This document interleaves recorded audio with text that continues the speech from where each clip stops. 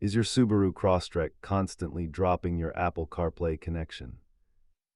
Data shows that up to 80% of these annoying disconnects are caused by simple cable failure. Let us walk through the diagnostic steps to isolate the problem. Start by inspecting your cable, cleaning your phone's port, and checking for Starlink system updates.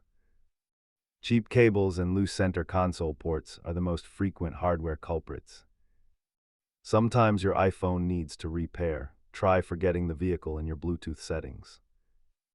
Try a fresh, high-quality cable first, as shop visits for infotainment hardware are costly. As you can see, a new cable resolves the vast majority of these connection issues.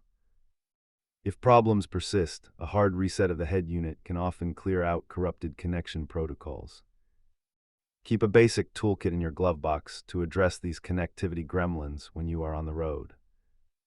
Remember, your connection is only as strong as your weakest link, which is almost always the cable. If these steps fixed your connection, let us know in the comments below.